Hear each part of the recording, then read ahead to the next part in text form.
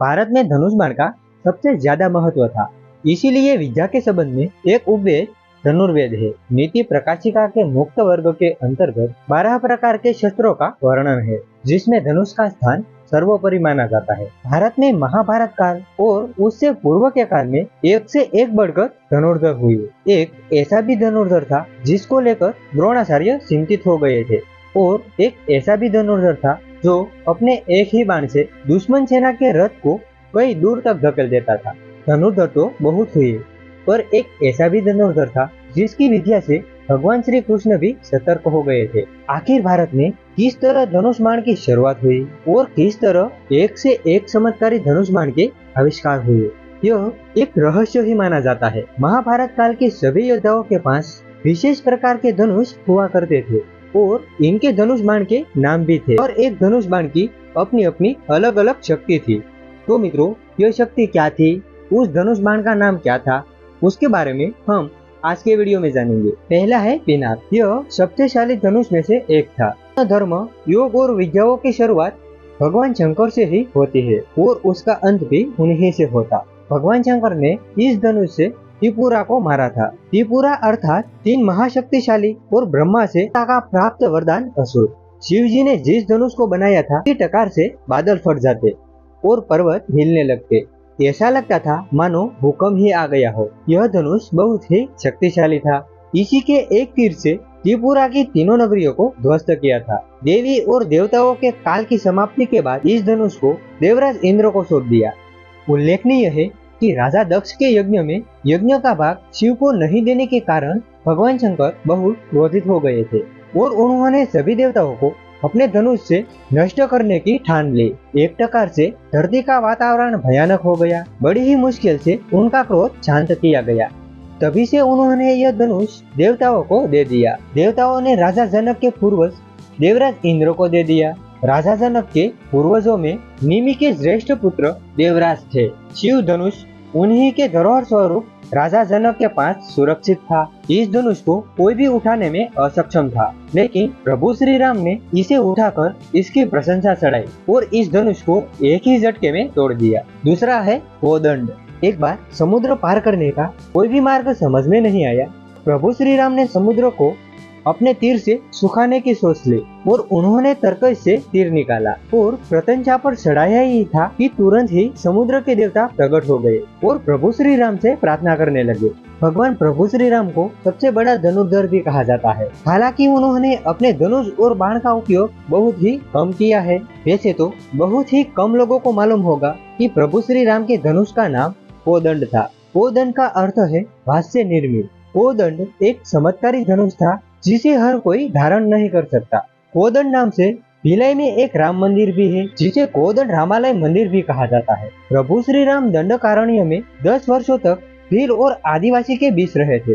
कोदंड एक ऐसा धनुष था जिसका छोड़ा गया एक भी बाण बिना लक्ष्य भेदे वापस नहीं आता। एक बार की बात है, देवराज इंद्र के पुत्र जयंत ने प्रभु श्री राम की शक्ति को चुनौती दे दी और अहंकार के वश में कौवे के रूप में माता सीता जी के पैर में सोंस मारकर लहू बहा दिया और वहां से भाग गया।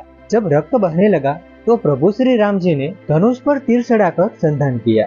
बाद में जयंत अपनी जान बचाकर वहां से भागने लगा। वह अपना असली रूप धारण कर अपने पिता के पास गया, पर इंद्र जी ने भी उसे श्री राम का विरोधी जानकर अपने पास नहीं रखा। तब उसके हृदय में निराशा से भय उत्पन्न हो गया, लेकिन किसी ने भी उसको शरण नहीं दी, क्योंकि श्री राम जी के द्रोही को कौन अपनी शरण में लेता। पर जब नारद जी ने जयंत को भयभीत और व्याकुल देखा तो उन्होंने कहा कि अब तो तुम्हें प्रभु श्री राम ही बचा सकते हैं, उन्हीं की शरण में जाओ। तभी जयंत ने प्रभु श्री राम को पुकार कर कहा, हे शरणागत के हितकारी, मेरी रक्षा कीजिए प्रभु श्री राम। तीसरा है शारंग। भगवान श्री कृष्ण सर्वश्रेष्ठ धनुर्धर भी थे। यह बात तब पता चली जब उन्होंने लक्ष्मणा को प्राप्त करने के लिए स्वयंवर की धनुष प्रतियोगिता में भाग लिया। इस प्रतियोगिता में कर्ण, अर्जुन और अन्य सर्वश्रेष्ठ धनुर्धरों ने भी भाग लिया था। द्रौपदी स्वयंवर से भी कहीं कठिन थी लक्ष्मणा स्वयंवर की प्रतियोगिता। भगवान श्री कृष्ण ने सभी धनुर्धरों को पछाड़कर लक्ष्मणा से विवाह किया था। हालांकि लक्ष्मणा पहले से ही श्री कृष्ण को अपना पति मान चुकी थी, इसी कारण से भगवान श्री कृष्ण को प्रतियोगिता में भाग लेना पड़ा। श्री कृष्ण के धनुष का नाम सारंग था। सारंग का अर्थ होता है रंगा हुआ, रंगदार, सभी रंगों वाला और सुंदर। प्रभु श्री कृष्ण का यह धनुष सिंह से बना हुआ था। चौथा है गांडीव। 5 पांडवों में से एक अर्जुन की धनुर्विद्या भी जग प्रसिद्ध थी। गुरु द्रोण के श्रेष्ठ शिष्यों में से एक थे। गुरु द्रोण ने अर्जुन को धनुर्विद्या सिखाते हुए वचन दिया था कि तुमसे सर्वश्रेष्ठ धनुर्धर इस संसार में कोई नहीं होगा। अर्जुन के धनुष की टंकार से पूरा युद्ध क्षेत्र गूंज उठा था। रथ पर सवार कृष्ण और अर्जुन को देखने के लिए देवता भी स्वर्ग से उतर आए थे। 5वां है विजय धनुष। वैसे तो महाभारत काल में सैकड़ों योद्धा हुए, लेकिन कहते हैं कि युद्ध में कर्ण जैसा कोई भी धनुर्धर नहीं था।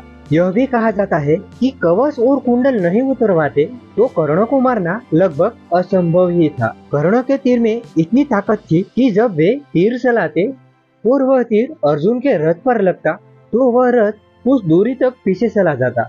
श्री कृष्ण अर्जुन से कहते कि जिस रथ पर मैं और हनुमान जी विराजमान है और फिर भी वह रथ को कुछ दूरी तक पीछे धकेलना, यह पता चलता है कि कर्ण की धनुर्विद्या में बहुत ताकत थी। कर्ण के धनुष का नाम विजय था। भगवान परशुराम ने कर्ण को विजय नामक धनुष प्रदान किया था और उसे यह आशीर्वाद दिया था कि तुम्हारी अमिट प्रसिद्धि रहेगी। विजय एक ऐसा धनुष था कि किसी भी प्रकार के अस्त्र शस्त्र से वह खंडित नहीं हो सकता और यह धनुष जिसके भी हाथ में होता उसके आसपास सुरक्षा कवच बना देता। तो मित्रों, आपके अनुसार इनमें से कौन सा धनुष सबसे शक्तिशाली था? कमेंट सेक्शन में जरूर बताना। और यह जानकारी अच्छी लगी तो लाइक करना भी ना भूले। आप सबको हमारी तरफ से राधे कृष्णा।